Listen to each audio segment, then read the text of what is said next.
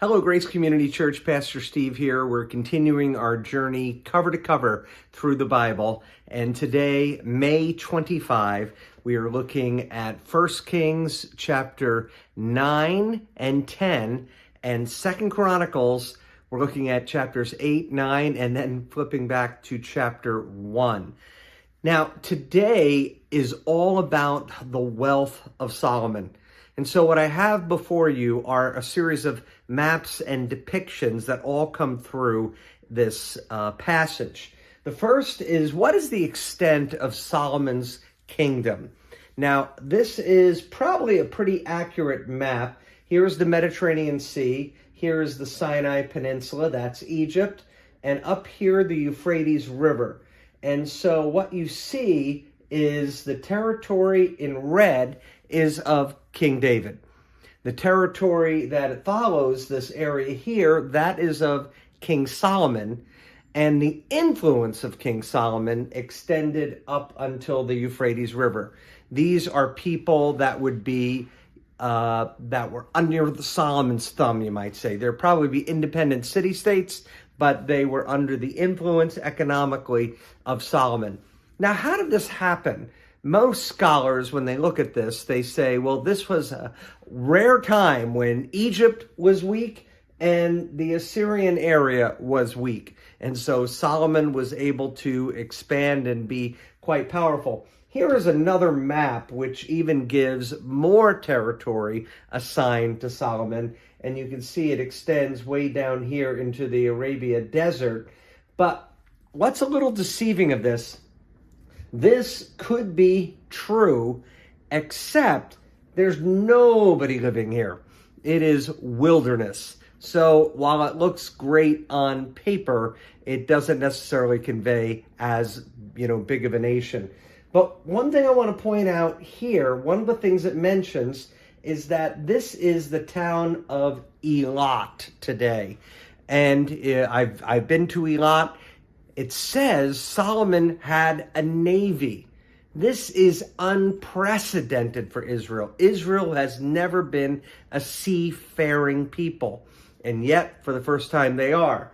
And they also, through Tyre, had the opportunity to have a navy in the Mediterranean Sea. And I want to show you a few other pictures. This is a depiction of Solomon's temple. This is what's referred to in our passage. It took him 20 years to build temple and his palace. He spent much more on his palace than he did on the temple. And this is a depiction of Solomon and the Queen of Sheba. Now, if you look on your TV and you look at Amazon Prime, there are lots of movies that speculate about this relationship. The point of her in our passage, though, is just this, that she was a prestigious person who came to see, is it true about Solomon's wealth? And her conclusion was, it was absolutely true, and they exchanged great gifts one with another. Now, when you see all the listing of gold, they talk about so much gold that it boggles the mind.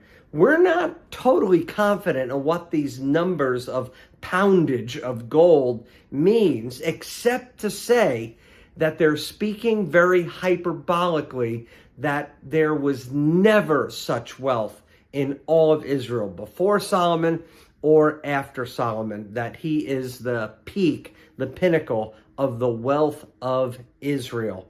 What kind of relationship Sheba had with Solomon?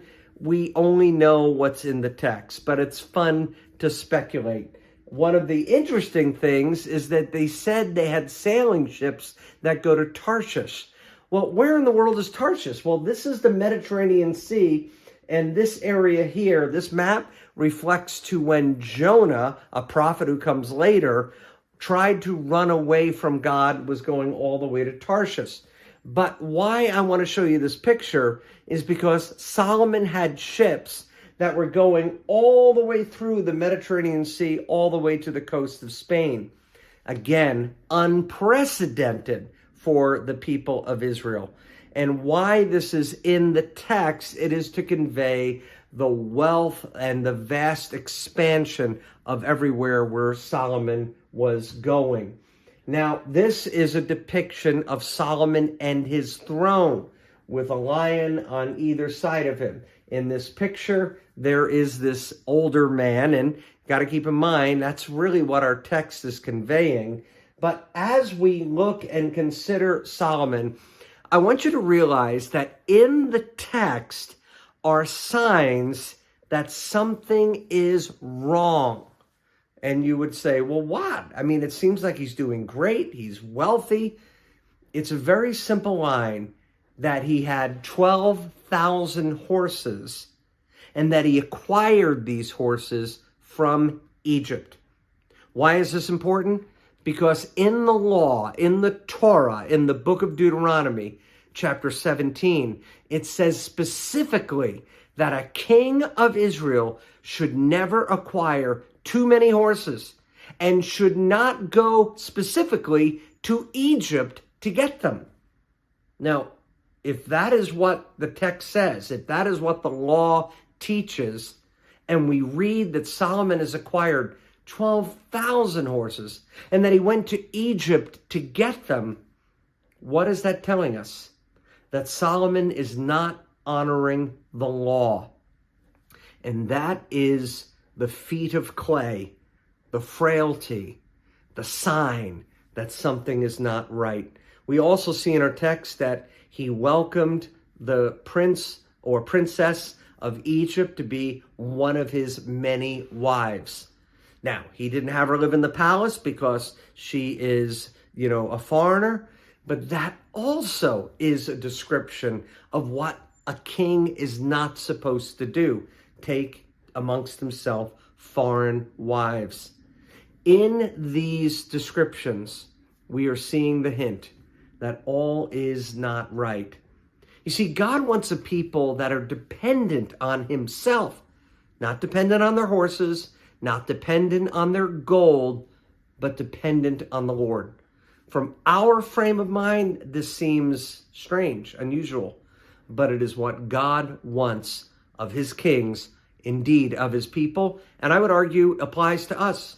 When we are completely self-satisfied with our bank accounts, with our house, with our cars, caution, friends. God wants a people who rely on him, not on ourselves. Interesting things to ponder here. God bless you. We'll see you tomorrow.